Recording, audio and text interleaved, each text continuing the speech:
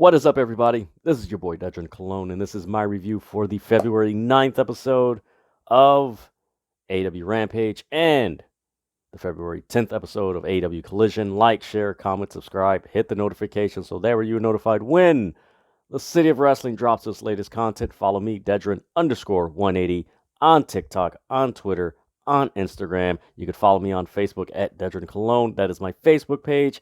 And you can follow me on Fanbase, Blue Sky. I'm trying to think of another platform that I'm on. That's good enough so far. But man, there's a lot going on in AEW since the beginning of this year, and it's only getting even more intense, and I should say even more just anticipation and excitement.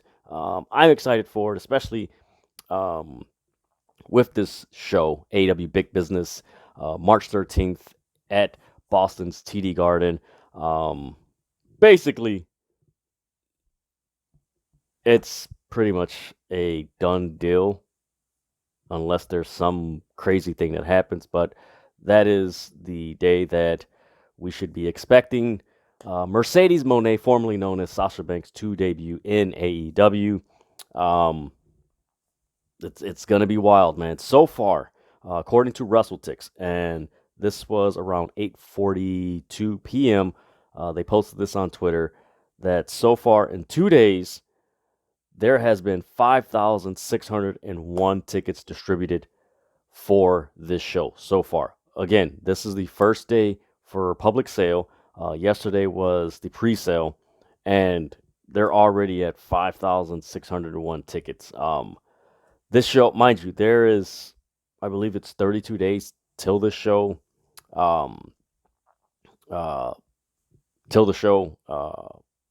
airs on March 13th. So in 32 days, this thing, man, I wonder what the capacity is. I believe the way they WrestleTix had it posted on Twitter, I believe the capacity is the amount of tickets that they were selling per section, which is usually, I believe that's the case.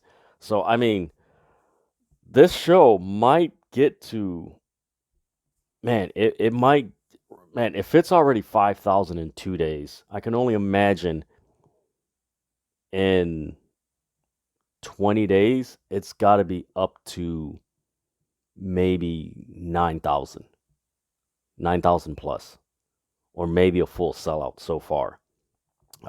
Again, you probably got those that are pretty skeptical as far as, what's going to happen here? And is she really going to show up and stuff like that? Andrew Zarin and Sean Ross Sapp, they've pretty much been, spot on with this information and everything. Shout out to them. They've done a really good job reporting this Mercedes Moné to AEW news. So let's see what happens. This has been, ever since they announced it on Dynamite, it was heavily hyped after Tony Khan's announcement. It was heavily hyped on Rampage. It was heavily hyped on their social media accounts. It's still being hyped up, which it should be. You got one of the biggest and one of the best women's wrestlers in the world coming into your company. That's saying a lot.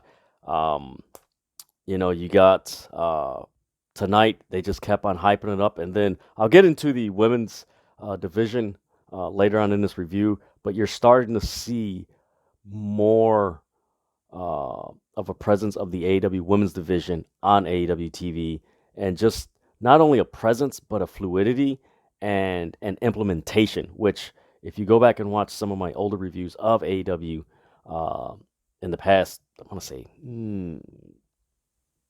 6 months, 4 to 6 months, that's been one of my issues, that AEW hasn't done a really good job of implementing the women in major storylines. It seems like they were just on their own island, and now it just feels like, okay, now the women division feels like it's a part of the other storylines that are going on in AEW, instead of feeling like it's an island unto itself. But man, 5,601 tickets in 2 days, man, that is strong. That's strong. And considering that right now, with AEW, all the positive things that are going on with AEW, you got WWE that is red hot right now, and those tickets are selling.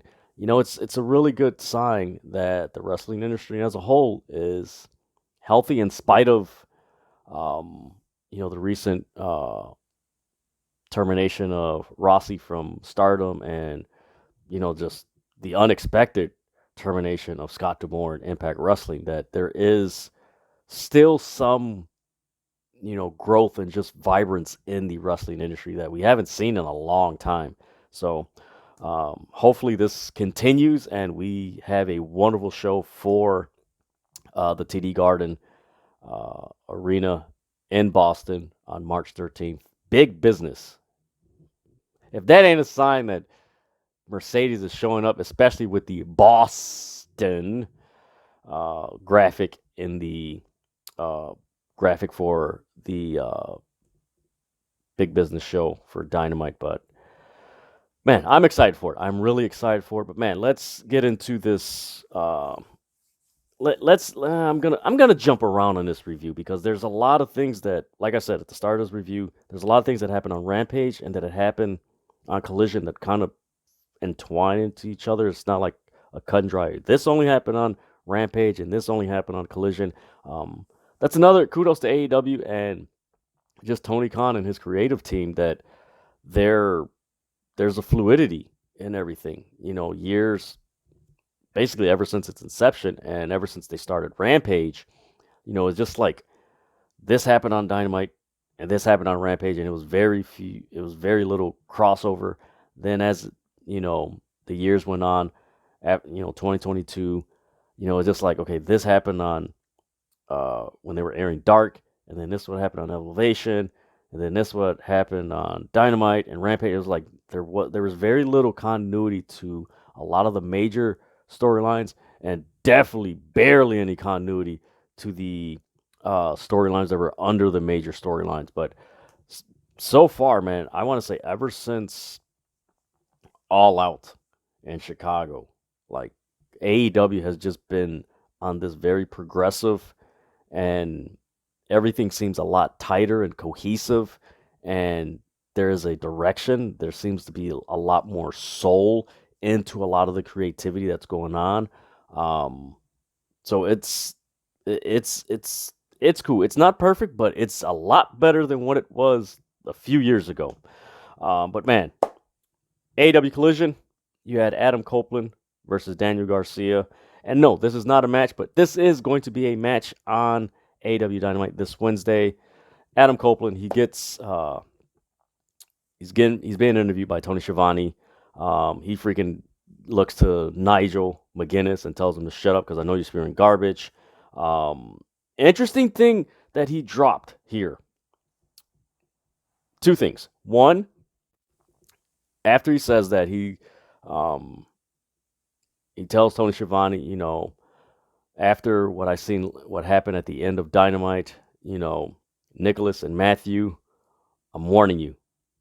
So it's like, so is that, again, foreshadowing for what AEW and Tony Khan like to do? Are we eventually going to get an Edge and Christian versus the Young Bucks match eventually in 2023? That would be cool. Of course, we have to finish this whole thing with Edge and Christian Cage and everything, and we'll get to there, but that is something to think about. When he said that, I was like, where is this going? So something to keep in mind, Edge and Christian Cage versus the Young Bucks. Then after that, he says, man, Eddie Kingston, I want to challenge you for the title. It's going to happen, Eddie. So are we going to get eventually an Adam Copeland versus Eddie Kingston match? Man, that sounds really good. Adam Copeland's had really solid matches in AEW since he's debuted, and man, Eddie Kingston versus Adam Copeland, man, I'm all for that, especially on a Collision. That's a main event match on Collision. So let's see what happens there. After he says that, you get Daniel Garcia interrupting Adam Copeland. He mentions someone else has been picking up a lot of wins besides you. If you want a shot, I want a shot. And there's something's got to give here. So he tells him, Wednesday, Austin, Texas.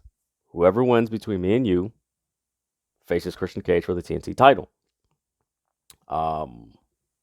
This is gonna be good. Before he left the ring, he said, "You had your match tonight, and it's why I'm not taking your face off next week. I'm gonna beat your ass."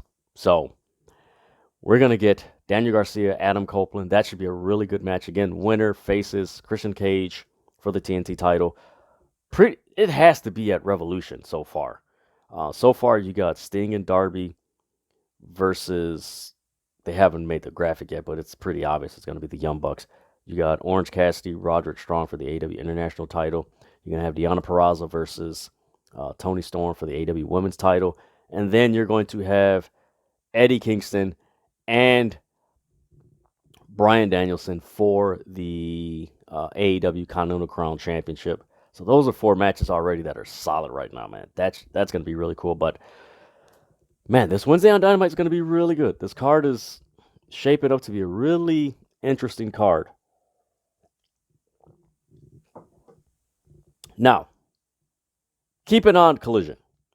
The beginning of Collision, you had Jon Moxley and Claudio versus Star Jr. and Esfingi. Yeah, there you go. Esfingi. Pretty solid match. It started off a little slow, but towards the halfway point, like most of these CMLL matches that have happened on AEW, the halfway point, they just kick it into another gear. Dope match. Moxley gets on the mic, and he's like, if anybody wants to step up, you're going to get stepped on. FTR music hits. They come out. They have this face-off. Moxley just shoves Dax, and they just start brawling. Everybody comes out. They're just brawling everything. So, Mox and Claudio versus FTR. Not bad. Not bad. Although, I do wish there was some type of... I don't know. Maybe it's Jon Moxley's preference, but I do feel like he should be doing something more than what he's doing as far as tag division. More going back to, how he came into AEW, and not being a loner, but just that I don't care what's going on. I want to get whatever I want to get. I'm going to get that type of attitude. It just feels like it's kind of there, but it's like, it needs to be reestablished. It's like it's just Black Bull Combat Club, but it's not like what it was when he first came in. It's like, I'm just going to, whatever I want, I'm going to get. And he got it. So I'm looking forward to whenever that match happens between FTR versus Claudio and Jon Moxley. Man, that is going to be a battle. Again, another solid match that would be on AEW Collision. So, way I'm thinking about it right now, it just came to my head. We might get Adam Copeland and Eddie Kingston in a match. And probably on the same card, you're probably going to get Jon Moxley and Claudio versus FTR. I believe if they're going to have a collision on the same night as WrestleMania, which, Tony Khan's got some balls to do that if he does that. I would not be surprised if those 2 matches are on that card. Eddie Kingston versus Adam Copeland, and FTR versus Jon Moxley and Claudio. I would not be surprised if that's the match for that collision. If it's going up against WrestleMania Night 1, I would not be surprised if that's the card that they're going to have. Moving on. Let's get to this AEW Women's Division, because this AEW Women's Division is on fire. So now let's go back to AEW Rampage. On Rampage, you had Willow Nightingale and Chris Statlander. They defeated Saraya and Ruby Soho. Of course, Ruby Soho, she turned on Saraya. She decked Harley Cameron and everything, just walked away. So apparently there's no more Outcast. So that's one story right there. Then after the match, Willow and Chris and Stokely Hathaway, they're celebrating. Lights go out. Here you got you got Sky Blue. She appears, and then the lights go black, come back on.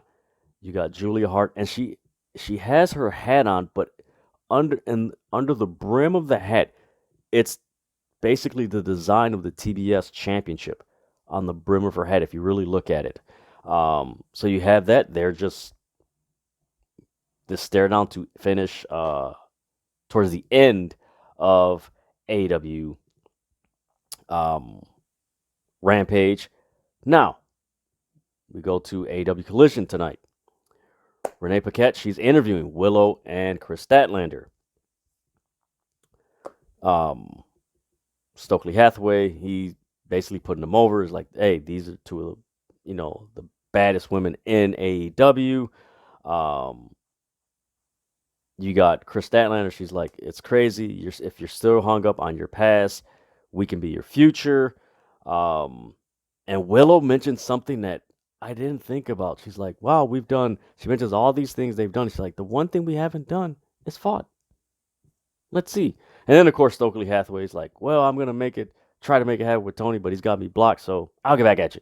And he walks away. And then it was announced that we are getting Sky Blue and Willow Nightingale this Wednesday on AEW Dynamite. That should be a really fantastic match.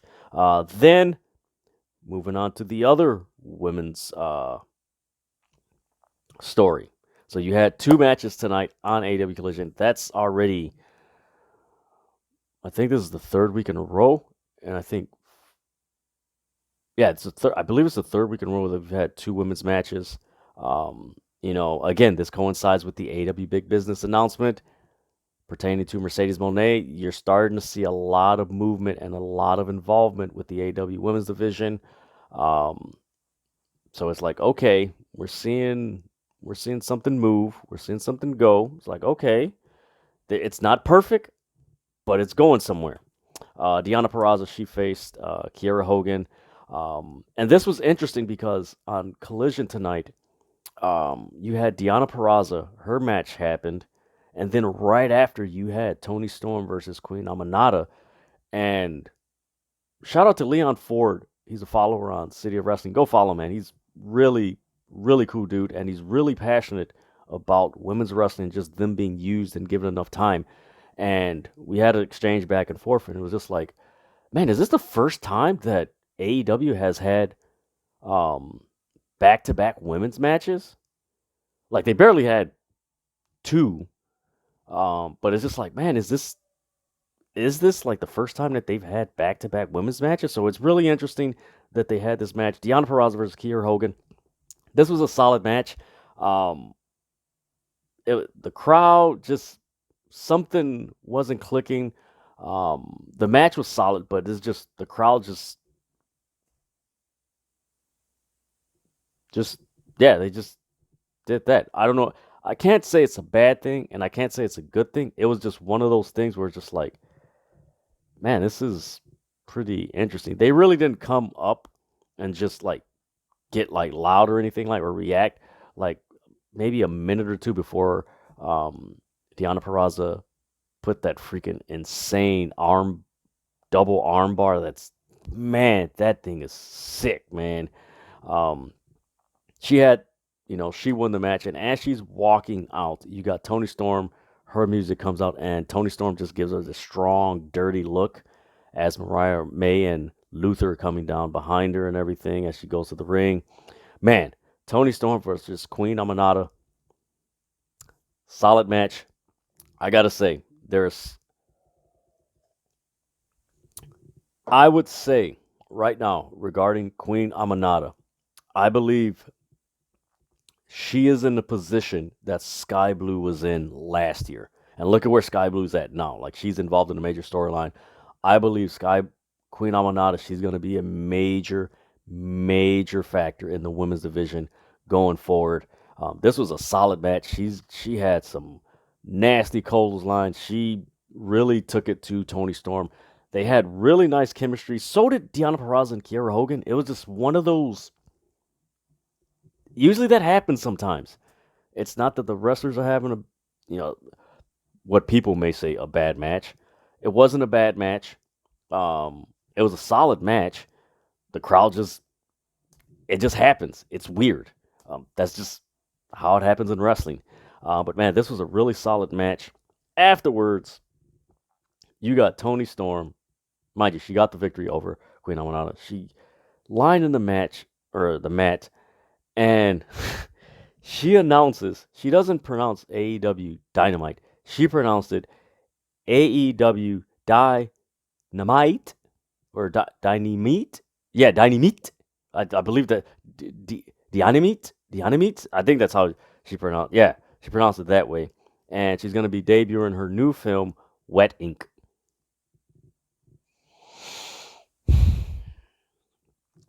Toni Storm has a way of words.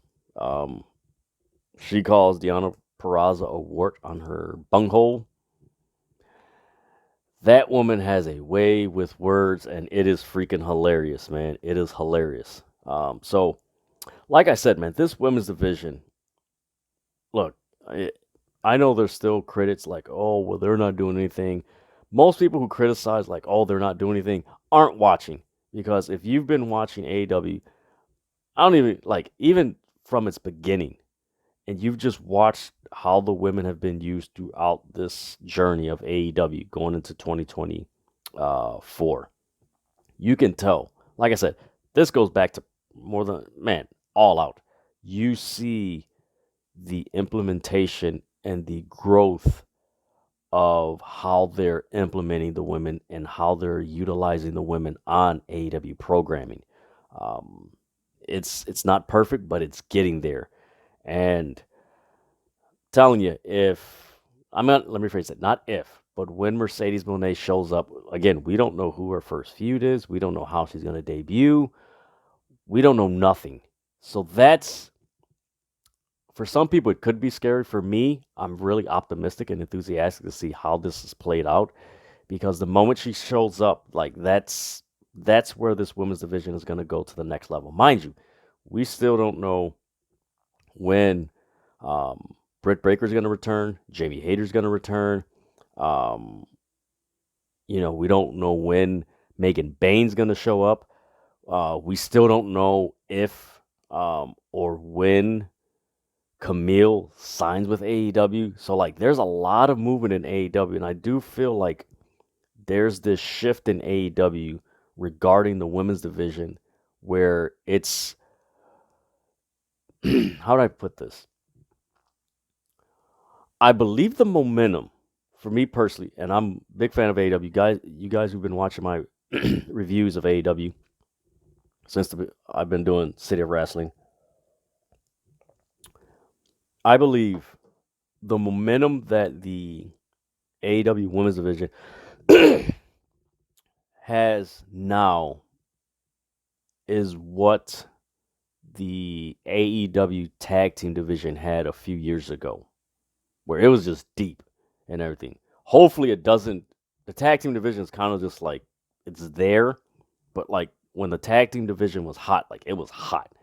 And I do feel the AEW Women's Division is at that level, but it's not saying it's like it's better than the tag division, but it's just got its own momentum where it's like, okay, now this is where we can start seeing them do stuff and everything. And we, again, with the Ruby Soho Outcast feud, you started seeing more of a cross implementation of the men and women in storylines in AEW.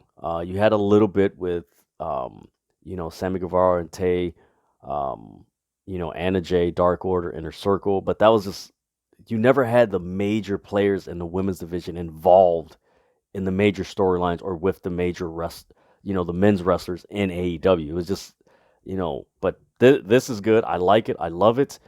Man, this AEW women's division is on fire. It's got a lot of momentum, and if this continues, and let me phrase it, not if, as this continues, do not be surprised if we start seeing some matches we never thought we'd see the women's division do. Spots that the women's division normally wouldn't, that we haven't seen in the past. Like, they start taking these spots and stuff like that. Not saying they're taking it from wrestlers, but just opening the show. I mean, when was the last time you saw a women's match on AEW programming open the show? Whether it was Dynamite, Rampage, Collision. You haven't seen it in a while. You're probably going to see that now once Mercedes Moné shows up. We might see a Blood and Guts women's match. That's something that can happen. But it's so much stuff that can happen with the women's division and what they're doing now. I mean, it's an open canvas, and man, they're gonna do some stuff, man, and I'm really excited for it. It's long overdue. I'm happy for the women that were there in the beginning and have come along that were just fighting to, have more screen time on AEW television, and it's the perfect time for them to showcase your talent, and I'm excited for it because there's a lot of talent at AEW's women's division. Now, moving on, let's go to the February 10th AEW rankings. This was released by Tony Khan after AEW Collision, so I'm going to go through this real quickly. In regards to the men's championship, and I really like how they did this. It's different from how they did the rankings before. So right now, the number one contender is Swerve Strickland and Hangman Page. They're tied. After Swerve and Hangman, you got Adam Copeland. Then you have Jon Moxley. And then you have at number 5, Konosuke Takeshita. What title is he going to go after? That's interesting. We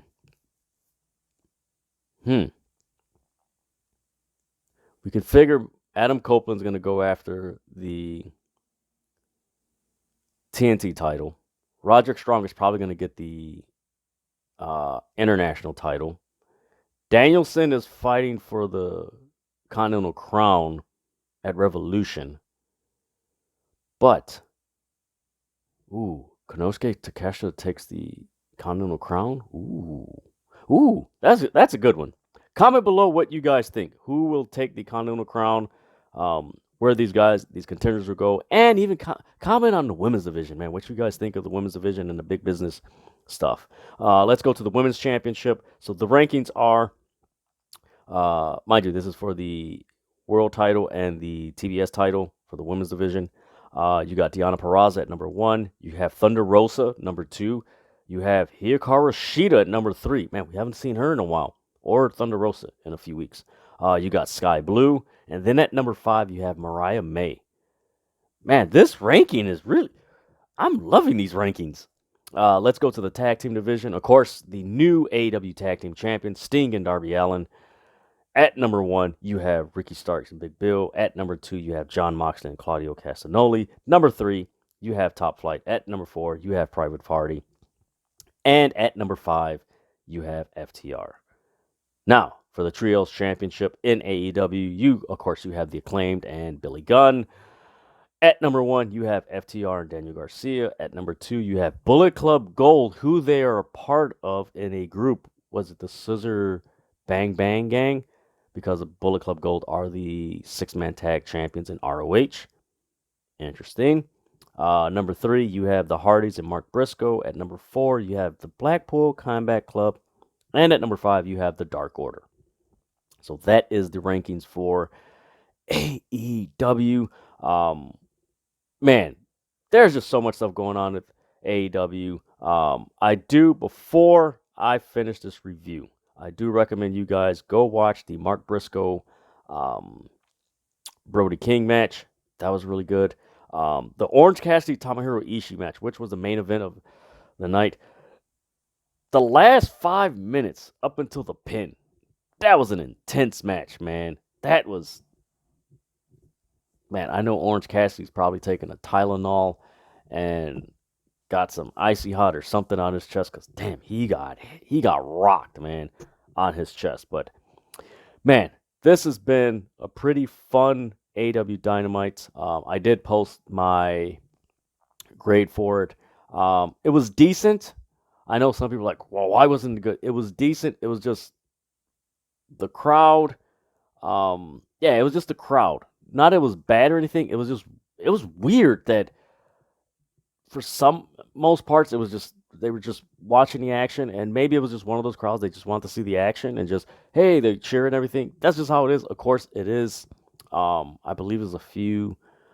Man, maybe I forgot what's the distance from where they were at to the Super Bowl and the Strip and everything because it was in Vegas, so a distance or what have you. But overall, this was a decent show. Daniel Garcia versus Shane Taylor, that was a really dope match. Moxley versus Star Jr. and Esfingi, check that match out. And then on Collision or Rampage, go check out Willow Nightingale and Chris Statlander versus Ruby Soho and Saraya. That was a really good match.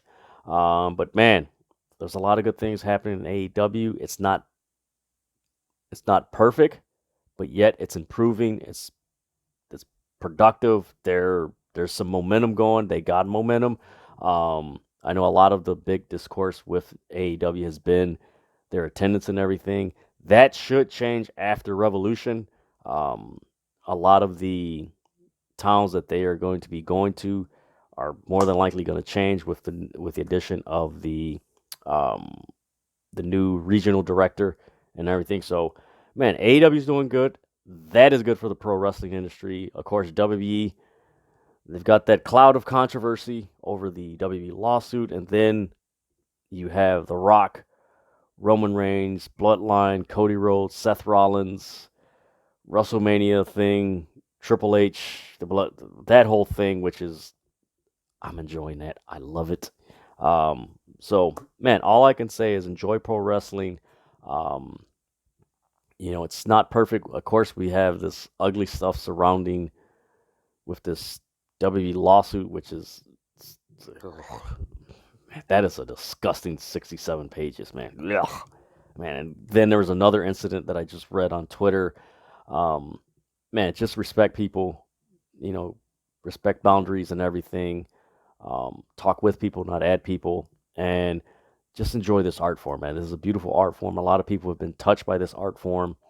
Many lives have been changed through this art form, and overall, man, most people just want to watch wrestling and just enjoy it. And just for the 1-2 hours, watch it, escape. If you're watching a pay-per-view or something like that, for the 3-4 hours, you just want to escape in it and just go on this journey of storytelling and everything. But man, let's see what happens on AEW Dynamite this Wednesday. And the other announcement is AEW Collision will return in 2 weeks. So I believe they're not going to be airing Collision because the All-Star Weekend is next week. So they're going to be airing the following week. But man, AEW's got a lot of momentum. It's fun. Let's see where this goes. It's a very cohesive show. It's not perfect, like I said, but it's going somewhere. And man, I'm just excited for that Big Business Dynamite, seeing Mercedes Moné debut and just how that's going to play out. Who's her first feud? Also, is Okada going to be debuting on that episode as well? I don't know. We just got to wait and see. But man, pro wrestling is fun in spite of just these ugly things that have come out. And it's unfortunate because it's taken away a lot of good things that these wrestlers are doing to entertain us. And unfortunately, that's how it is. But that is my review for the February 9th episode of AEW Rampage and the February 10th episode of Collision. Again, like, share, comment, subscribe, hit the notifications. Man, comment below what you guys think. What do you guys think about the AEW Big Business Dynamite? What do you think about the AEW Women's Division? Comment below. Man, just comment, man. Let me know what you guys think. And what do you guys think of the direction that AEW is going and how it's going? But man, that is my review. Again, like, share, comment, subscribe, hit the notifications. Follow me, Dedrian180, Dedrian_180 on TikTok, Twitter, Instagram. You can follow me on Facebook, my Facebook page at Dedrian Cologne.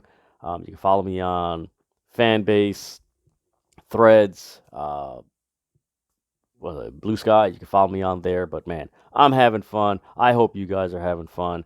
And with that, folks, I do have to say, again, I'm going to repeat this probably throughout the year. In 2024, never say never. Pro wrestling, expect the unexpected. That's all I got to say. Because we're only 6 weeks in, and it's already just bananas. I can only imagine how the wrestling industry is going to be by WrestleMania, and then how it's going to be even crazier after WrestleMania. So we shall see. But man, I'm loving AEW. I'm loving WWE. I'm loving what Stardom's, well, somewhat the matches they were doing. I'm loving what New Japan's doing, and of course tonight you got New Japan beginning with Zack Sabre Jr. and Bryan Danielson, and it's the last match for Kazuchika Okada. So I'll probably have some uh, news or posting about that. But man, I'm having fun. I hope you guys are having fun. Stay safe, stay healthy. Again, respect people's boundaries. Talk with people, not at people. And again, pro wrestling and all entertainment is subjective. What I may like, you may not like, and what you may like, I may not like. But in the end, respect each other's preferences and everything. So with that, folks, I am